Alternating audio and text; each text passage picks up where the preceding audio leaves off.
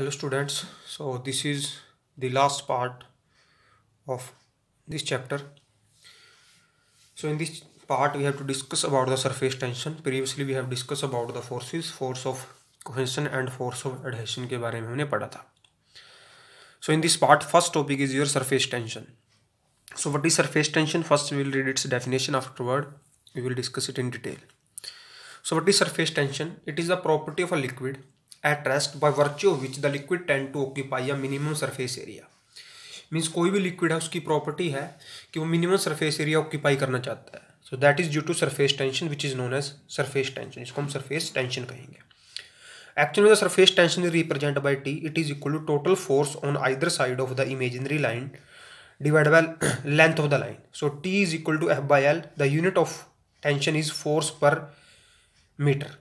अब what is imaginary line? वो imaginary line क्या है जिसके आइदर साइड हमने फोर्स देखना. तो here we take a liquid which is in a container. So we take this is the imaginary line. So this imaginary line is tangent to the free surface. अब कोई भी liquid का जो सबसे बाहर वाला सरफेस होगा which is in contact with atmosphere, उसको हम फ्री सरफेस कहेंगे. अब उस फ्री सरफेस के ऊपर जब भी हम कोई टेंजेंट ड्रॉ करेंगे उस टेंजेंट को हम बोलेंगे इमेजिनरी लाइन. क्या कहेंगे उसको? हम इमेजिनरी लाइन कहेंगे. Clear? So total force on the either side of imaginary line. What is that imaginary line? That imaginary line is the tangent to the surface. And the force is normal to that imaginary line. और जो force होगा इसके क्या होगा? वो normal होगा. तो ये होगी आपकी surface tension. So some phenomena basis on the basis of surface tension which we have seen in surroundings. तो first is lead ball are spherical in shape. कि जब lead को हम molten state में लेके आते हैं when that drop in water, जब उसको हम water के अंदर drop करते हैं तो that lead ball comes into the spherical shape. अब रीजन क्या है कि कोई भी अगर सरफेस हम लेते हैं, मान लो दिस इज अ क्यूबॉइडल ले लिया या हमने सिलेंड्रिकल ले लिया, तो in these all these cases the surface area is not minimum, but in case of spherical surface the surface area is minimum. So everything which occupied और tend to occupy the minimum surface area that is due to the surface tension. Small rain drops are spherical. जो spherical shape की rain drop होती हैं, जो छोटे छोटे drops होते हैं वो स्पेरिकल शेप की होती हैं. Hair of the paint brush. अब जब भी आपने कभी देखा होगा कि for example this is a container, ये कोई कंटेनर है. अगर हम इस कंटेनर के अंदर मान लो कोई पेंट है, जब इसके अंदर हम कोई हेयर ब्रश को डालते हैं तो जो हेयर ब्रश के हेयर होते हैं वो फैलते हैं लाइक दिस. लेकिन when it is taken out from the container which containing the paint, so these brush shrink हो जाते हैं. तो रीजन क्या है कि the brush, so the brush था that occupy the minimum surface area. Reason क्या था कि जब ब्रश को हमने उसके अंदर डाला, पेंट के अंदर डाला, तो लाइक दिस उसके जो हेयर थे वो ऐसे फैल गए. When it is taken out from the paint container, जो ये ब्रश के हेयर थे ये सारे इकट्ठे हो गए. तो इसका रीजन था due to surface tension. Clear? So अब हमने नेक्स्ट देखना है इसके अंदर आपका the next topic is molecular range and sphere of influence. ये आपका जो नेक्स्ट टॉपिक है molecular theory of surface tension को समझने के लिए इसका आना जरूरी है. तो फर्स्ट यहाँ पे आपका है molecular range and sphere of influence. So अब यहाँ पे क्या लेते हैं, फॉर एग्जांपल कि अगर आपके ये दो कोई मोलिक्यूल हैं लिक्विड के. Clear? These are separated by some distance. इनके बीच में कुछ ना कुछ डिस्टेंस है. क्लियर? तो ये दो मोलिक्यूल थे, उनके बीच में कुछ ना कुछ डिस्टेंस था, और इन दोनों मॉलिक्यूल के बीच में क्या है? फोर्स ऑफ अट्रैक्शन है. क्लियर? अगर ये फोर्स ऑफ अट्रैक्शन अप्रिशिएबल है, अप्रिशिएबल मतलब अगर ये हम कह सकते हैं मेजरेबल है. मेजरेबल मतलब ये है कि बिल्कुल कम नहीं है, जिसको हम नेग्लेक्ट कर दें कि ये जो फोर्स ऑफ अट्रैक्शन दोनों मॉलिक्यूल के बीच में है वो मेजरेबल है. मेजरेबल मतलब उसको हम मेजर कर सकते हैं. The maximum distance up to which the force of attraction between the two molecule is appreciable is called molecular range. कि ये दो कोई मॉलिक्यूल्स थे. क्लियर? इनके बीच का मैक्सिमम डिस्टेंस, इनके बीच का कैसा डिस्टेंस? मैक्सिमम. मीन्स हमने क्या किया, डिस्टेंस को धीरे धीरे बढ़ाते गए. हमने वहाँ तक के डिस्टेंस को देखना है जहाँ तक इनके बीच का जो फोर्स ऑफ अट्रैक्शन है वो मेजरेबल है और अप्रिशिएबल है, मतलब जिसको हम काउंट कर सकते हैं, जिसको हम नेग्लेक्ट नहीं कर सकते, तो उसको बोलेंगे हम molecular range. So this is known as the molecular range. तो मोलिकुलर रेंज क्या है? मैक्सिमम डिस्टेंस किसी भी दो मोलिक्यूल के बीच में, मैक्सिमम डिस्टेंस किन्हीं भी दो मोलिक्यूल के बीच में up to which the force of attraction between these molecule is appreciable. मतलब उसको हम रीड कर सकते हैं, उसको हम काउंट कर सकते हैं, उसको मेजर कर सकते हैं, या उसको हम नेग्लेक्ट नहीं कर सकते, तो उसको बोलेंगे मोलिकुलर रेंज. मीन्स किन्हीं भी मोलिक्यूल के बीच का मैक्सिमम डिस्टेंस है जहां तक उनके बीच में फोर्स ऑफ अट्रैक्शन क्या करेगा, एग्जिस्ट करेगा। अब इसी जो मॉलिक्यूलर रेंज से नई टर्म आएगी स्फीयर ऑफ इन्फ्लुएंस। सो अगर मैं इन मॉलिक्यूल को सेंटर मान के, क्या मान के, इनको सेंटर मान के एक स्फीयर ड्रॉ करें और जो स्फीयर की रेडियस है वो मॉलिक्यूलर रेंज के बराबर है, तो उसको बोलेंगे हम sphere of influence. Means if this is a molecule, ये मॉलिक्यूल है, इसको हमने सेंटर माना, इसको सेंटर मान के हमने एक स्फीयर ड्रॉ करना है और जो इसकी स्फीयर की रेडियस होगी that is equal to the molecular range, वो इसके इक्वल होनी चाहिए मॉलिक्यूलर रेंज के, तो उसको बोलेंगे sphere of influence. So what is sphere of influence? A sphere with a molecule as a centre and radius equal to the molecular range is equal to sphere of influence. तो हमने अभी थोड़ी देर पहले molecular range को पढ़ा, क्या है, maximum distance है किसी भी दो मॉलिक्यूल के बीच में, जो उनके बीच में फोर्स ऑफ अट्रैक्शन है, अगर वो एप्रिशिएबल है, अगर वो रीडेबल है, अगर वो काउंटेबल है, अगर वो मेजरेबल है, तो उसको बोलेंगे मॉलिक्यूलर रेंज। उसके बाद स्फीयर ऑफ इन्फ्लुएंस में क्या है कि हमने क्या करना है कि किसी भी जो हमने मॉलिक्यूल है उसको सेंटर मान के एक स्फीयर ड्रॉ करना है। क्या ड्रॉ करना है? फॉर एग्जांपल ये मॉलिक्यूल, इसको हमने सेंटर मान के एक स्फीयर ड्रॉ कर दिया और जो स्फीयर ड्रॉ किया है इसकी जो रेडियस है वो मॉलिक्यूलर रेंज के बराबर होनी चाहिए, तो इसको हम बोलेंगे स्फीयर ऑफ इन्फ्लुएंस। अब इस स्फीयर ऑफ इन्फ्लुएंस जो टॉपिक है इसका यूज है जब आगे हम molecular theory of surface tension को स्टडी करेंगे। तो हम चलते हैं नेक्स्ट जो आपकी है molecular theory of surface tension. तो molecular theory of surface tension सबसे पहले हमने यहाँ पे क्या किया है, हमने यहाँ पे एक लिक्विड लिया है which is kept in a container, की एक लिक्विड है जिसको हमने कंटेनर में रखा हुआ है। The liquid enclose between the free surface, की जो ए बी है, अब याद रखना है कि जो सरफेस यहाँ पे जो है, यहाँ पे एयर है, एटमोसफेयर है, तो जो सरफेस एटमोसफेयर के कंटेक्ट में उसको हम फ्री सरफेस बोलेंगे, तो जो ए बी है वो फ्री सरफेस है। The liquid enclose between the free surface A B of a liquid and imaginary plane C D at a distance R from this free surface of the liquid forms a liquid film. तो हमने क्या कहा कि जो free surface से हमने are distance के ऊपर एक इमेजिनरी प्लेन ले लिया जिसका नाम सी डी है। अब to understand the surface tension और molecular theory for surface tension we have taken here 4 points. So एक आपका पॉइंट ये है, एक आपका पॉइंट ये है, एक पॉइंट ये है और एक पॉइंट ये है। So we name them these points, इन पॉइंट्स को हम नाम दे देंगे अलग अलग। फॉर एग्जाम्पल कि अगर ये पॉइंट P है, clear, and this is your point Q, ये आपका पॉइंट Q है और ये आपका पॉइंट R है और ये आपका पॉइंट S है, clear. So now by taking these molecule, so P Q R जो आपके पॉइंट है इनके ऊपर आपके वाटर के मोलिक्यूल्स हैं। So to understand the tension और force acting on free surface of liquid let us consider 4 liquid molecules. 4 liquid molecule कौन से हैं? P Q R and S। Draw the sphere of influence around these molecule. तो हमने क्या किया, इनकी molecular range ली, उस मोलिकुलर रेंज को लेते हुए हमने इसके चारों तरफ एक स्फीयर ड्रॉ कर दिया, इसके चारों तरफ हमने स्फीयर ड्रॉ कर दिया लाइक दिस। इसके चारों तरफ भी हमने क्या ड्रॉ कर दिया, स्फीयर ड्रॉ कर दिया, एंड इसके चारों तरफ भी हमने क्या ड्रॉ कर दिया, स्फीयर ड्रॉ कर दिया। तो जो स्फीयर आपके हैं ये कौन से हैं? These are the known as sphere of influence which we have discuss previously. तो अगर हम ये देखते हैं कि जो आपका पॉइंट P है which is well within the liquid molecule, जो आपका P है, जो P मोलिक्यूल है वो आपका बिल्कुल ही well within the liquid है। मोलिक्यूल A, तो the net force act on these molecule, अब हमने इनके बारे में बात करनी है कि जो P आपके ऊपर है, अब इस P के ऊपर जितना भी आपका फोर्स एक्ट करेगा सभी डायरेक्शन में एक्ट करेगा, यहाँ पे भी फोर्स आएगा, यहाँ पे भी फोर्स आएगा, यहाँ पे भी फोर्स आएगा और यहाँ पे भी फोर्स आएगा। तो जो सभी डायरेक्शन का फोर्स है वो इक्वल है, जो सभी डायरेक्शन का फोर्स है वो आपका क्या है, इक्वल है। So molecule A is well within the liquid, molecule P is well within the liquid, so it is attract equally in all direction, कि जो मोलिक्यूल P है वो सभी डायरेक्शन में इक्वली अट्रैक्ट होगा। Hence net force act on this molecule is zero it move freely inside the liquid, means इसकी तरफ किसी भी तरफ से फोर्स ज़्यादा नहीं है, किसी भी फोर्स से कम नहीं है, तो ये जो मोलिक्यूल है वो इजीली मूव करेगा विद इन द लिक्विड के अंदर। अब हम आते हैं Q के ऊपर। अब जो Q है वो भी आपका विद इन द लिक्विड है, क्योंकि अगर ये A भी आपकी सरफेस था इसके नीचे ही है, तो this is also with in the liquid, तो इसके ऊपर भी जो फोर्स एक्ट करेगा सभी डायरेक्शन से वो इक्वली एक्ट करेगा। So molecule Q is just below the free surface of the liquid and also attract equally in all direction, hence resultant force is also on it is zero, तो इसके ऊपर ही force क्या act करेगा, zero act करेगा। So now the molecule R is little below the upper surface of the liquid and film and the part of its sphere of influence is outside the free surface. अब इसके अगर हम बात करते हैं कि ये सरफेस और ये।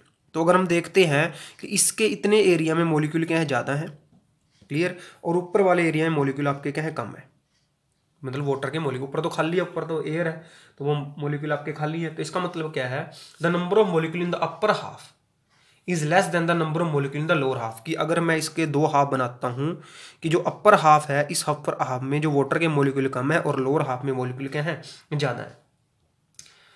सो thus the molecule are experience a net downward force. तो अब जो मोलिक्यूल आर है इसके ऊपर नीचे की तरफ फोर्स लगेगा, मीन्स जो मोलिक्यूल आर है वो नीचे की तरफ आना चाहेगा, क्लियर। सो अब हम आते हैं एस के ऊपर। The molecule S is just on the free surface liquid, the upper part of the sphere of free of influence is free of liquid and the molecule with in the liquid film experience net down. अब इसके अंदर हम बात करते हैं कि जो ऊपर वाला सरफेस है तो खाली है, तो सारा का सारा जो है नीचे वाला है, इसके अंदर वाटर मॉलिक्यूल है, तो इसके ऊपर भी जो नेट फोर्स लगेगा वो नीचे की तरफ लगेगा। तो हमने यहाँ से क्या समझना है, so the free surface of a liquid behave like a stretch membrane. Means जितने भी फ्री सरफेस के ऊपर मॉलिक्यूल होंगे उनके नीचे की तरफ फोर्स लगेगा, मीन्स वो मॉलिक्यूल नीचे की तरफ आना चाहेंगे क्योंकि नेट फोर्स नीचे की तरफ है, तो ये सारे के सारे स्ट्रेच मेम्ब्रेन की तरह बिहेव करेंगे। अब नेक्स्ट पॉइंट हमने समझना है, when the surface area of a liquid is increase. जब हम इस सरफेस एरिया को बढ़ा देंगे, the molecule from the interior of the liquid rise toward the free surface. Means अगर इस सरफेस एरिया को हमने बढ़ा दिया कि जो मोलिक्यूल नीचे हैं वो ऊपर की तरफ आना चाहेंगे, कहाँ आना चाहेंगे, वो ऊपर की तरफ आना चाहेंगे। तो अगर वो ऊपर की तरफ आना चाहे, these molecule reach near the surface, जब ये मोलिक्यूल सरफेस के पास, अब देखो जब तक ये विद इन द सरफेस है that are free to move, लेकिन जब वो फ्री सरफेस के पास आ गए तो उसका कुछ पार्ट अंदर की तरफ कुछ पार्ट बाहर की तरफ होगा, लेकिन जो नेट फोर्स होगा नीचे की तरफ होगा। तो अगर ये लिक्विड आपका मान लो यहाँ पे आ चुका है, क्लियर, अगर ये ऊपर जाना चाहता है फ्री सरफेस पे, कहाँ जाना चाहते हैं, ऊपर, तो इसके ऊपर जो नेट डाउनवर्ड फोर्स लग रहा है इसको ओवरकम करना पड़ेगा। तो इसको ओवरकम करने के लिए इसको कुछ ना कुछ वर्क डन करना पड़ेगा, और जो वो वर्क डन होगा that store in the form of potential energy. तो आगे कहता है work is to be done against the downward force. Means अगर हम मान लेते हैं कि मैं यहाँ पे एक छोटा सा एग्जाम्पल लेता हूँ आपके लिए, कि ये कोई लिक्विड था, ये कोई लिक्विड की ड्रॉप थी, ये नीचे थी, ये नीचे आती आती ऊपर आती आती यहाँ पे पहुँचेगी। तो अगर ये ऊपर जाना चाहती है ऑन द सरफेस, तो एक नीचे की तरफ फोर्स लग रहा है इसकी तरफ, क्लियर, जो हमने पहले डिस्कस किया था कि इसका ज़्यादा हाफ है जो उसके अंदर वाटर मॉलिक्यूल है, तो डाउनवर्ड फोर्स है। तो अगर इसको ऊपर जाना है, मीन्स इसने अगर सरफेस पे आना है लाइक दिस, तो इसको इस फोर्स को ओवरकम करना पड़ेगा, clear. So this work is stored in the form of in the molecule in liquid in the form of potential energy. अब वही बात है, अगर इस फोर्स जो नीचे की तरफ लग रहा है, जो इसको नीचे की तरफ खींच रहा है, इसको ओवरकम करने के लिए इसको ऊपर आना है, क्लियर। तो अगर ऊपर आना है तो इसको कुछ ना कुछ वर्क डन करना पड़ेगा। क्या करना पड़ेगा, work done. So that work done store in the form of potential energy. किसकी फॉर्म में होगा, वो पोटेंशियल एनर्जी की फॉर्म में होगा। अब यहाँ पे point, the potential energy of the molecule lying near the surface is greater then the molecule in the interior of the surface. अब सिंपल सी बात है कि जो मोलिक्यूल सरफेस के क्लोज होंगे, जो मोलिक्यूल सरफेस के क्लोज होंगे, उनकी जो पोटेंशियल एनर्जी होगी वो हाई होगी। क्यों होगी हाई, क्योंकि उनको नीचे से ऊपर आए हैं, नीचे से ऊपर आने के लिए उनको कुछ ना कुछ वर्क डन करना पड़ा है अगेंस्ट द डाउनवर्ड फोर्स। सो उनकी पोटेंशियल एनर्जी क्या होगी, हाई। और जो molecule with in the liquid होंगे उनकी पोटेंशियल एनर्जी क्या होगी, लो होगी। कह रहा the potential energy of the system must be minimum. कह रहा पोटेंशियल एनर्जी मिनिमम चाहिए, hence in order to minimum potential energy liquid surface have a minimum number of molecule. कह रहा हर एक सरफेस क्या चाहता है कि उसकी पोटेंशियल एनर्जी क्या रहे, मिनिमम रहे। तो मिनिमम रखने के लिए तो सरफेस के ऊपर मॉलिक्यूल क्या होने चाहिए, मिनिमम मॉलिक्यूल होने चाहिए, क्लियर। और मिनिमम मॉलिक्यूल होने के लिए तो उसको जो सरफेस एरिया उसको कम करना पड़ता है, तो इसलिए every liquid try to occupy the minimum surface area.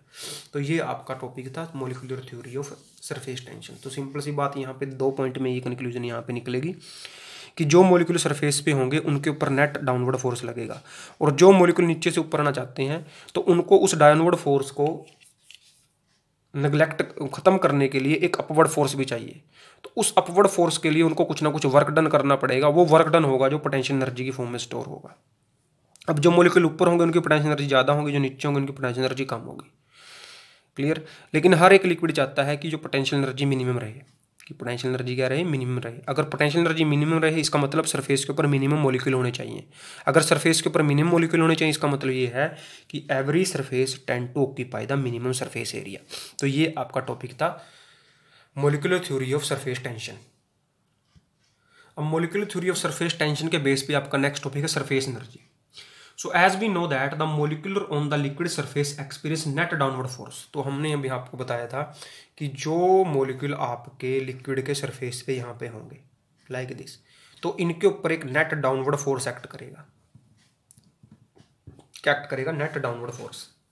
So to bring the molecule from the interior of the liquid to the free surface, अगर किसी मोलिक्यूल को हमने इंटीरियर से इस फ्री सरफेस के ऊपर लेके आना है तो उसको फ्री सरफेस पे लेके आने के लिए हमें कुछ वर्क डन करना पड़ेगा।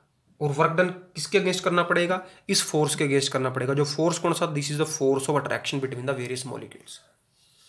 Clear? So which will be store in the form potential energy. तो सिंपल बात है कि ये मॉलिक्यूल है, ये नीचे है, इसके ऊपर मान लो ये नीचे का मतलब ये है कि बेटा ये आपकी फ्री मेम्ब्रेन, ये तो आपकी वो थी जो हमने मेम्ब्रेन मानी थी। क्लियर? ये ऐसे हैं, मान लो ये मॉलिक्यूल आपके ऐसे हैं। अब इनको हमने बिल्कुल फ्री सरफेस पे लेके जाना है लाइक दिस। तो इनके ऊपर एक नेट डाउनवर्ड फोर्स एक्ट कर रहा है। तो अगर इसको ऊपर जाना है तो इस नेट डाउनवर्ड फोर्स के अगेंस्ट वर्क डन करना पड़ेगा। मीन्स फोर्स नीचे की तरफ है, इसको ऊपर की तरफ जाना है, तो नेट डाउनवर्ड फोर्स के अगेंस्ट हमें वर्क डन करना पड़ेगा। और जो वर्क डन होगा that store in the form of potential energy. Clear? तो दिस पोटेंशियल एनर्जी को जब हम लिखते हैं तो this is known surface energy क्या है? Potential energy per unit area. Means जब उस पोटेंशियल एनर्जी जो किसी मॉलिक्यूल को नीचे से यूपर आने के लिए चाहिए, अगर उसको हम एरिया से डिवाइड कर देते हैं तब आपका वो बनता है सरफेस एनर्जी। तो सरफेस एनर्जी की जो यूनिट होगी वो होगी जूल पर मीटर स्क्वायर। क्लियर? तो ये थी आपकी सरफेस एनर्जी। आगे आपका जो टॉपिक है वो एंगल ऑफ कॉन्टैक्ट। तो before going to angle of contact we have to study the two type of liquids. सो हमारे पास दो तरह के लिक्विड होते हैं, एक वो जो किसी कंटेनर को वेट करते हैं, दूसरे वो जो किसी कंटेनर को वेट नहीं करते। तो हमने यहाँ पे दो फिगर बना रखे हैं, एक वाटर है और एक आपका मरकरी है। तो जो आपके लिक्विड कंटेनर को वेट करेंगे तो उनका जो ऊपर का सरफेस होगा वो लाइक दिस होगा। ये है विच वेट द कंटेनर। तो वाटर है जो कंटेनर को वेट करता है, और जो मरकरी है वो कंटेनर को वेट नहीं करता है, तो उसका जो सरफेस होगा वो ऐसा होगा। मीन्स जो फ्री सरफेस होगा उनकी शेप के बारे में बात कर रहे हैं। क्लियर? तो जो कंटेनर को वेट करेंगे और जो कंटेनर को वेट नहीं करेंगे हमने दो तरह से देख लिया। जो मरकरी है वो कंटेनर को वेट करेगा, तो ये है कन्वेक्स सरफेस। कैसा सरफेस है ये? कन्वेक्स। और ये कैसा सरफेस है? कनकेव। तो जो कंटेनर को वेट करेंगे उनका सरफेस कैसा होगा? कनकेव होगा, और जो नहीं करेंगे उनका होगा कन्वेक्स। तो हमने बात करनी है एंगल ऑफ कॉन्टैक्ट की। तो एंगल ऑफ कॉन्टैक्ट क्या है? तो अगर मैं करता हूं कि अगर हम उस फ्री सरफेस और जहां पे वो सरफेस किसी सॉलिड सरफेस के साथ कांटेक्ट में है, अगर वहां पे हम टेंजेंट ड्रॉ कर देते हैं लाइक दिस, तो ये वो टेंजेंट है। This is the tangent drawn to the free surface of a liquid at that point where it is in contact with the solid surface, and this angle is known as theta. तो ये जो theta है angle of contact है। तो theta आपका क्या है? Angle of contact. तो एंगल ऑफ कॉन्टैक्ट क्या है? ये है एंगल किसके बीच में?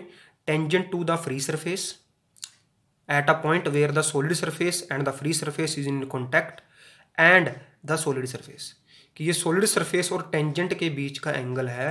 और ये टेंजेंट कहाँ पे ड्रॉ की गई है? ये टेंजेंट उस पॉइंट के ऊपर ड्रॉ की गई है जो आपका पॉइंट फ्री सरफेस का सॉलिड सरफेस के साथ कॉन्टैक्ट में था।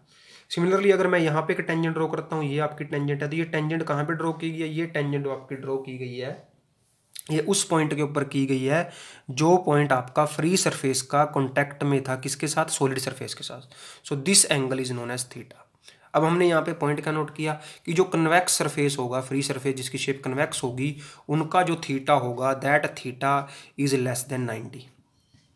और जो आपके कनकेव होंगे ये है कनकेव के लिए थीटा लेस देन 90 होगा, और जो कन्वेक्स होंगे उनका थीटा जो होगा दैट इज ग्रेटर देन 90। तो ये था आपका angle of contact. The angle which a tangent to a liquid surface at the point of contact make with the solid surface inside the liquid is called angle of contact. और दूसरा point कि जो ये angle है that must be lie inside the liquid. अगर इसको shortcut में बोलें कि it is the angle between the tangent and the free surface, and that tangent drawn to the free surface at that point, the point which is in contact with the solid surface। कि ये tangent उस point पे draw की गई है जो आपका solid surface के साथ कॉन्टैक्ट में था। तो ये था आपका angle of contact. Clear? Next हम करते हैं excess pressure inside a curve surface. अब हमने कर्व सरफेस की बात करनी है। तो आपके दो तरह कर्व सरफेस है जो हम ऊपर पढ़ के आए हैं, तो एक कन्वेकेव होगा, एक कन्वेक्स होगा। क्लियर? अगर मैं अब इनके ऊपर जितने भी मॉलिक्यूल हैं, जितने भी अगर हम यहाँ पे मॉलिक्यूल लेते हैं, क्लियर। तो अगर मैं यहाँ पे एक स्फीयर ऑफ इन्फ्लुएंस ड्रॉ करता हूँ, स्फीयर ऑफ इन्फ्लुएंस ड्रॉ करते हैं अगर हम यहाँ पे, तो उन स्फीयर ऑफ इन्फ्लुएंस से हम क्या देखते हैं कि जो नीचे मॉलिक्यूल कम है और ऊपर खाली है, तो जो नेट फोर्स है वो अपवर्ड डायरेक्शन में ज़्यादा होगा, किस डायरेक्शन में होगा, अपवर्ड डायरेक्शन में ज़्यादा होगा। क्लियर। तो अगर अपवर्ड डायरेक्शन में ज़्यादा है तो उस फोर्स को काउंटर करने के लिए, उस फोर्स को बैलेंस करने के लिए एक डाउनवर्ड डायरेक्शन में प्रेशर एक्ट करेगा। क्या एक्ट करेगा? प्रेशर एक्ट करेगा in the downward direction. So due to that pressure your surface become concave. अब यहाँ पे क्या है, if the surface is a concave upward, ये आपका सरफेस है concave upward, there will be upward resultant force due to surface tension acting on the molecule the surface, की जो सरफेस के ऊपर मॉलिक्यूल हैं उनके ऊपर जो सरफेस टेंशन है, तो उसकी वजह से जो नेट फोर्स है वो अपवर्ड डायरेक्शन में है। ये मैंने बताया due to sphere of influence की वजह से। Since the molecule on the surface is in equilibrium, so there must be an excess pressure on the concave side in the downward direction to balance the resultant force. कहता है कि जो यहाँ पे ये फोर्स ऊपर की तरफ लग रहा है, इसको बैलेंस करने के लिए there exist are excess pressure which is in the downward direction, due to that your surface is concave. On the other hand की जो आपके कन्वेक्स सरफेस होंगे उनमें भी क्या होगा, ड्यू टू सरफेस टेंशन जो नेट फोर्स की डायरेक्शन होगी वो डाउनवर्ड होगी। तो इस फोर्स को बैलेंस करने के लिए एक अपवर्ड डायरेक्शन में एक एक्सेस प्रेशर होगा। क्लियर। तो उस एक्सेस प्रेशर की वजह से जो आपका सरफेस होगा, जो आपका क्या होगा, सरफेस होगा, उसकी जो शेप है वो बन जाएगी कनकेव। तो ये आपके दो तरह के सरफेस थे, convex surface and concave surface. अब इसको लिखना कैसे है, मैं कन्वेक्स के लिए बता देता हूँ। If the surface is convex the resultant force on the surface molecule due to surface tension is downward direction, कि जो रिजल्टेंट फोर्स होगा नीचे की तरफ होगा due to downward surface tension. Since the molecule of the surface are in equilibrium, so there must be an excess pressure on the concave side. जो concave side है वहां पे एक्सेस प्रेशर होगा। क्लियर। कनकेव साइड के ऊपर क्या होगा, excess pressure. Clear. So due to that excess pressure concave side of the surface acting the downward direction to balance the downward resultant force, कि इस डाउनवर्ड रिजल्टेंट फोर्स को balance करने के लिए ऊपर की तरफ आपका एक फोर्स एक्ट करेगा, सॉरी एक प्रेशर एक्ट करेगा जिसको हम एक्सेस प्रेशर कहते हैं। उस एक्सेस प्रेशर की वजह से so there is always an excess pressure on the concave side of curved surface of liquid over than the convex surface of liquid. तो ये आपका टॉपिक था एक्सेस प्रेशर। तो नेक्स्ट आपका है excess pressure inside the soap bubble. सबसे पहले excess pressure क्या है, the pressure difference, the difference in the pressure inside and the outside of bubble, किसी बबल के अंदर और बाहर के प्रेशर का जो डिफरेंस बोलेंगे उसको हम बोलेंगे excess pressure. So we know that कि बाहर तो एटमॉस्फेयर है तो उसको लिख दिया PA, मतलब एटमॉस्फेयर प्रेशर, अंदर P है, तो जो डिफरेंस होगा अंदर और बाहर के प्रेशर का जिसको हम बोलेंगे P माइनस PA, क्या कहा जाएगा उसको, P माइनस PA। तो P माइनस PA जो होगा इसको हम बोलेंगे एक्सेस प्रेशर। क्लियर। अब ये एक्सेस प्रेशर का रोल क्या है कि अगर आपका P ग्रेटर रहेगा PA से तब तक आपका बबल एग्जिस्ट करेगा। जिस केस में आपका PA इक्वल टू P आ जाए या PA आपका ग्रेटर हो जाए तो दिस बबल विल बर्स्ट, ये आपका फट जाएगा। तो हमने एक्सेस प्रेशर निकाला, इसके लिए हमने क्या किया, to calculate the excess pressure let imagine that the bubble is broken into 2 equal half, कि हमने इस बबल को 2 इक्वल पार्ट में तोड़ दिया, तो आपका एक पार्ट है और एक पार्ट ये है। Clear. Since there are the 2 surface of the bubble, अब बबल के 2 सरफेस, एक तो इनर सरफेस एक आउटर सरफेस। क्लियर। तो हम पीछे करके आए हैं सरफेस टेंशन, तो सरफेस टेंशन होती है आपके फोर्स अपॉन में लेंथ, तो अगर मैं यहाँ से फोर्स निकालता हूँ तो आएगा टेंशन इनटू में लेंथ।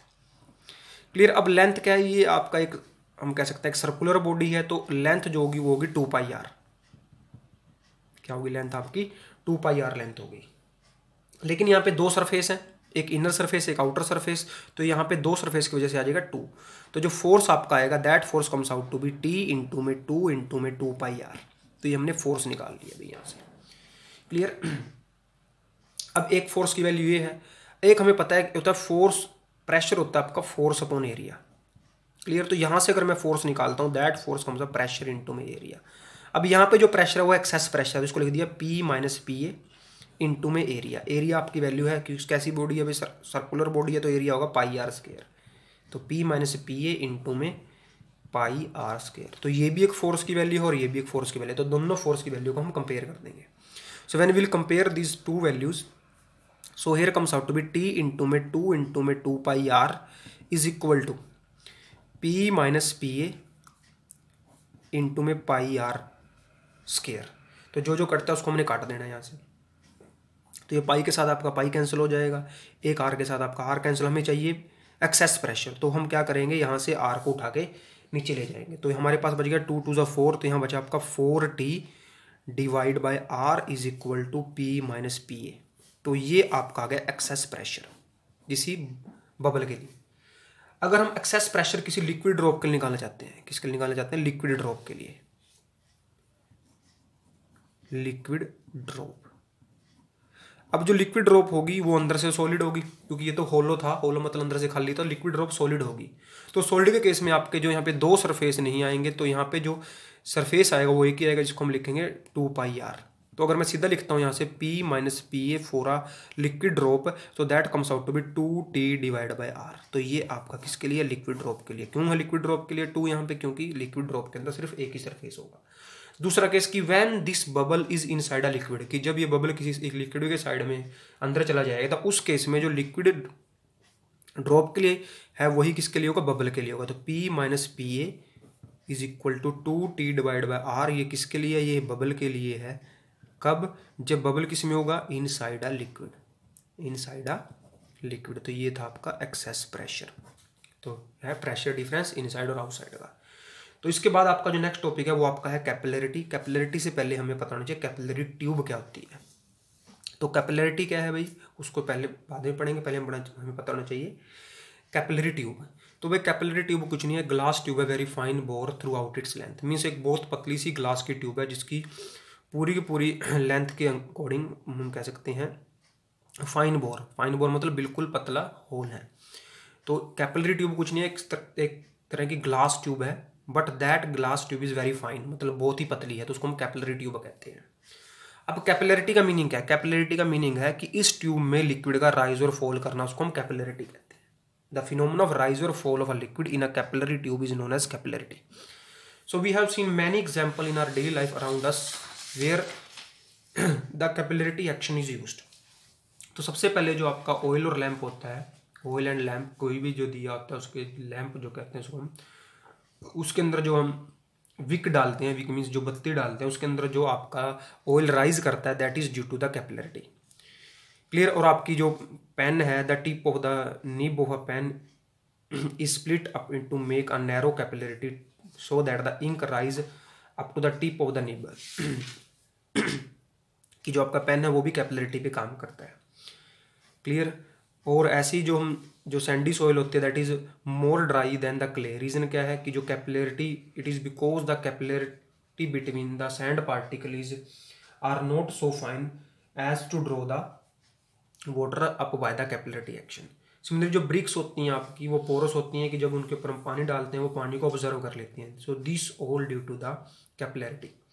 कैपिलरिटी मीन्स राइज और fall a liquid in a capillary tube, उसको हम कैपिलरिटी कहते हैं। तो डेली लाइफ में एग्जांपल क्या है, लैंप का एग्जांपल आप दे सकते हो, पेन और निब का एग्जांपल दे सकते हो आप, और आपकी सैंडी सॉइल और क्ले सॉइल का एग्जांपल दे सकते हो, ब्रिक्स का एग्जांपल दे सकते हो जो हम देखते हैं हमारे चारों तरफ।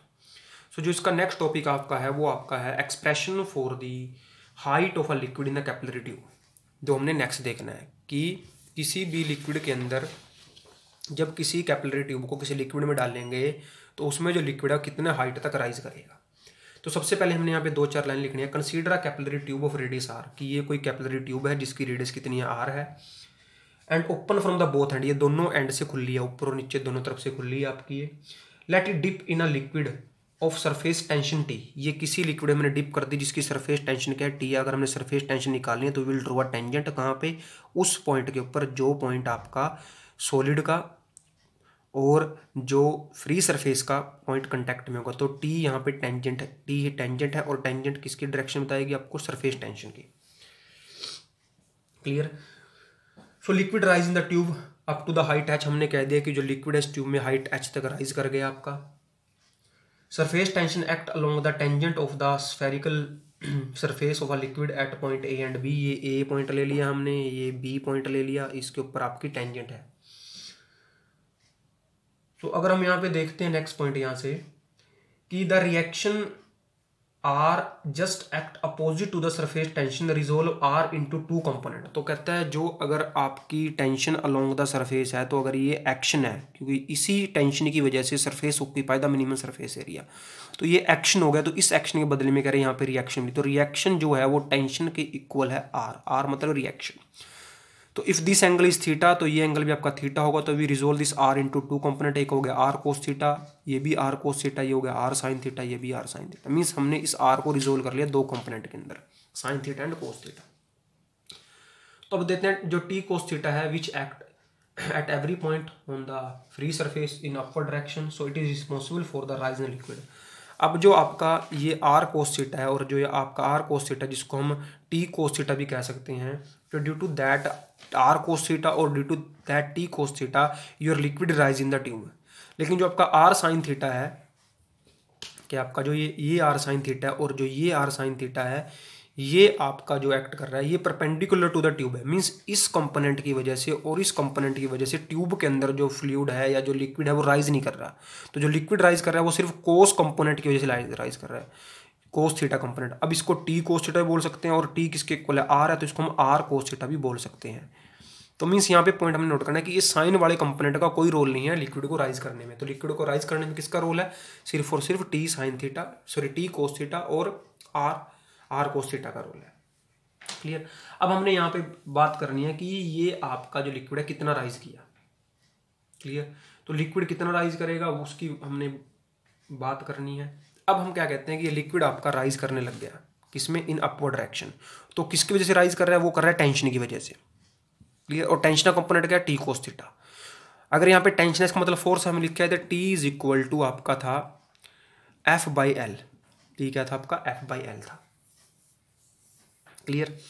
तो टी अगर एफ बाई एल है, तो अगर मैं यहाँ से फोर्स निकालता हूँ वो आएगा टी इंटू में एल। अब जो टी की वैल्यू आपकी क्या है, वो है टी कोस थीटा, और एल क्या होगा आपको पता है कैसी है भाई। ये अगर हम पूरी लेंथ देखते हैं इसके सरफेस की, तो सर्कुलर फॉर्म है, सर्कुलर फॉर्म है, तो क्या होगा 2πr। तो ये हमने एक फोर्स निकाल दिया जो इस लिक्विड के ऊपर एक्ट करे इन अपवर्ड डायरेक्शन। दूसरा हमें पता है कि जो लिक्विड का जो वेट होगा, जिसको हम डब्ल्यू कहते हैं, वो नीचे की तरफ एक्ट करेगा। एक पॉइंट ऐसा आ गया जहां पे क्या हुआ कि इस लिक्विड ने राइज करना बंद कर दिया। तो अगर ये लिक्विड राइज करना बंद कर देता है, इसका मतलब the force in upward direction, force in upward is equal to force in downward. Means जो फोर्स अपवर्ड में था वो F था और जो वेट था वो W। जब ये दोनों बराबर हो जाएंगे, means when F is equal to W, so at that case your liquid stop rising, वो मैक्सिमम हाइट तक चला जाएगा। अब हमने ये बताना है कि हमने F तो निकाला, हमने इस W की वैल्यू निकालनी है। क्लियर। तो जो ये W होगा, वी नो दैट W होता है आपका M इंटू में G। क्लियर। अब हमें मास निकालना है भाई, इस लिक्विड का मास निकालना है जो इसमें राइज कर रहा है। तो जो मास होता है, इसको हम पहले लिख के आए थे कि your mass can be written as density is equal to होता है मास अपॉन में वॉल्यूम। क्लियर। तो जो मास आपका होगा वो होगा आपका वॉल्यूम इनटू में डेंसिटी। अब डेंसिटी इस लिक्विड की रो है मान लो, तो हमें निकालनी है वॉल्यूम, कि इस लिक्विड की वॉल्यूम कितनी होगी जो इसमें राइज किया है। तो वॉल्यूम को अगर हम देखते हैं यहाँ पे, वॉल्यूम निकालने के लिए आपको सबसे पॉइंट इंपॉर्टेंट यहाँ पे रखना है। सबसे पहले तो आपका ये सिलेंडर होगा, ये जिसकी हाइट h है। मीन्स ये हम यहाँ से देख लेते हैं, ये इतना सिलेंडर, ये सिलेंडर इतना। क्लियर। ये सिलेंडर आपका। क्लियर। तो इस सिलेंडर की रेडियस कितनी है, r है, इसकी हाइट h है। तो इसके अंदर जो लिक्विड होगा उसकी वॉल्यूम क्या होगी, that volume is πr²h plus. दूसरा आपका एक यहाँ पे ये छोटा सिलेंडर बनेगा, ये पोर्शन का, और ये। क्लियर। जिसकी जो हाइट है वो r है। क्लियर। मीन्स यहाँ पे दो सिलेंडर हैं, एक तो ये सिलेंडर हो गया आपका, this is your bigger cylinder. Smaller cylinder को अगर मैं यहाँ बना देता हूँ, ये ऐसी शेप बन रही है बेटा, यहाँ पे देख लेते हैं इसको।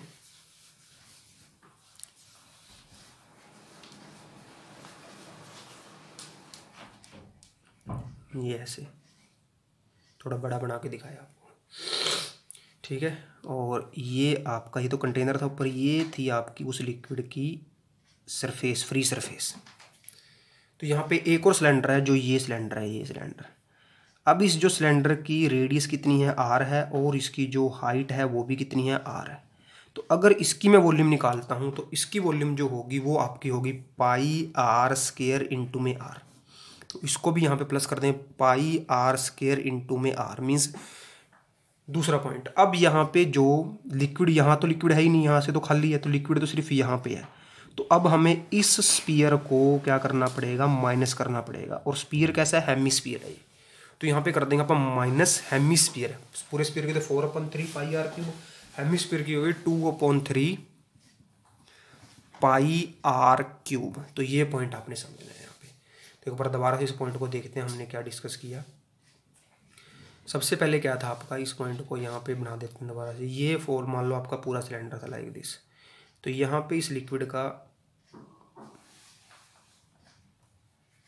ये ऐसे था, ये लिक्विड ऐसे था। तो एक सिलेंडर तो बेटा यहाँ तक बन गया आपका ये, जिसकी हाइट कितनी है, h है। क्लियर। अब जो दूसरा सिलेंडर बनेगा वो आपका ये बनेगा, ये सिलेंडर। क्लियर। तो ये दोनों सिलेंडर को हमने प्लस कर दिया, इन दोनों सिलेंडर को हमने क्या कर दिया, प्लस कर दिया।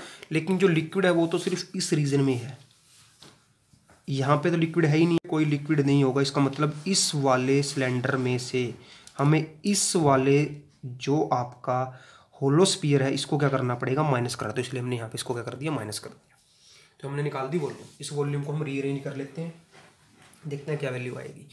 तो ये आपका जो बन गया, ये बन गया pi R square H plus pi R cube minus 2/3 pi R cube.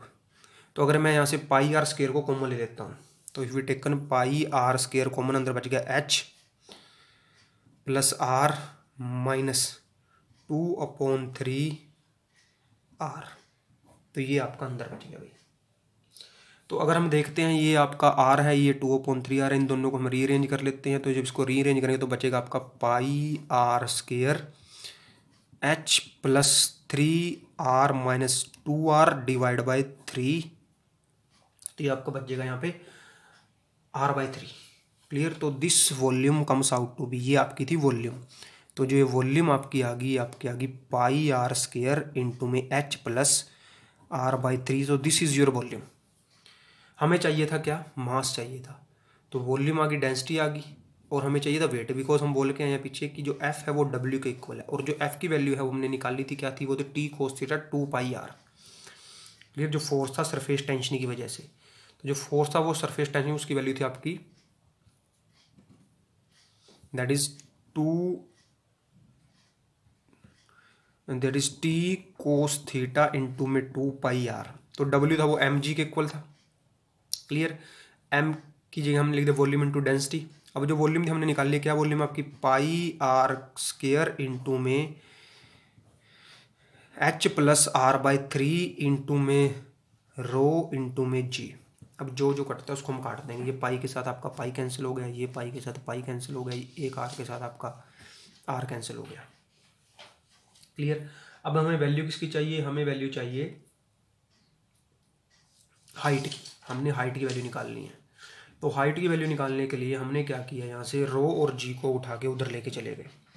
तो वहाँ पे आपका बचा 2t कोस थीटा, यहाँ पे बचा हुआ है 2t cos theta is equal to,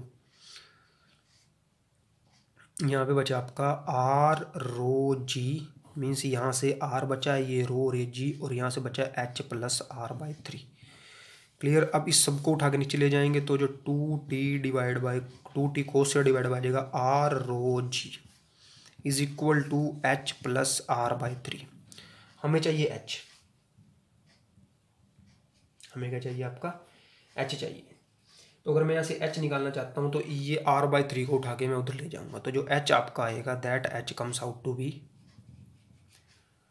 2t cos theta divide by are rho g minus r/3। अब यहाँ पे पॉइंट यहाँ पे आएगा कि if h is greater than r/3 can be neglected. कि अगर मैं यहाँ पे कह देता हूँ कि जो h है वो ग्रेटर देन r है, मतलब h हाइट जो बहुत बड़ी है रेडियस से। तो रेडियस अगर बहुत छोटी है तो अब रेडियस को हमने 3 से डिवाइड कर दिया, तो जो आपका r/3 है इसको हम नेग्लेक्ट कर देंगे। क्या कर देंगे हम, नेग्लेक्ट। तो जो आपका h आएगा that comes out to 2t cos theta divide by are rho g. अब यहाँ से हमने क्या देखा, for a liquid which wet the glass tube, जो लिक्विड वेट करेगा ग्लास ट्यूब को, जो थीटा होगा आपका, जो लिक्विड वेट करेगा ग्लास ट्यूब को, उसका जो थीटा पीछे लिख के आए थे, जो थीटा होगा that is less than 90, theta is less than 90 होगा। तो अगर थीटा लेस देन 90 होगा तो इसका मतलब ये है कि कोस की वैल्यू प्लस की आएगी। तो कोस की वैल्यू प्लस की आएगी, अगर कोस प्लस का है तो हाइट आपकी क्या होगी, प्लस की होगी, तो एच आपका आएगा प्लस का। On the other hand the liquid which does not wet the glass, जो ग्लास को वेट नहीं करते या कंटेनर को वेट नहीं करते, उसके अंदर जो थीटा होगा आपका दैट इज ग्रेटर देन 90। तो अगर हम 90 से बड़ी वैल्यू पुट करें कोस के अंदर 90 से बड़ा जाएगा तो कोस की वैल्यू आएगी नेगेटिव, तो जो आपका एच आएगा that h comes out to be of negative. तो ये हमने दो तरह से देखा कि जो वेट करेंगे कंटेनर को और जो वेट, हम इसका मतलब जो वेट करेंगे उनमें लिक्विड राइज करेगा और जो कंटेनर को वेट नहीं करेंगे उनमें लिक्विड जो क्या करेगा, फॉल करेगा। तो ये आपका टॉपिक था, लास्ट टॉपिक था इस चैप्टर का। तो अगर किसी टॉपिक में किसी तरह का कोई डाउट है, कोई टॉपिक आपको समझ में नहीं आया है, तो उसको बेटा आपने व्हाट्सएप मैसेज करना है ताकि उसको हम नेक्स्ट वीडियो में इसको दोबारा से बता सके। Once you have to read from the book also, एक बार बुक से रीड करो। अगर बुक से रीड करने के बाद फिर भी कहीं पे कोई डाउट रह जाता है तो उसको हम फिर नेक्स्ट वीडियो के अंदर दूर करेंगे। So now your chapter number 10 is over today, so make it fair on your fair notebook. Clear? If you have any doubt, if you have any problem in any topic, message to me on my WhatsApp number, so we will solve that doubt in the next video. So this is over for today. You have a one day for completing it on your notebook, so complete it on your notebook. After completing, submit to me. And also you have to see the video, full video को देखना है। Video को देखने के बाद at the end अपना नाम, अपना सेक्शन कमेंट बॉक्स में कमेंट करना है। Clear? So this is over for today. See the video. Your chapter number 10 is over. Day after tomorrow we will start our next chapter. So this is over for today. Thank you.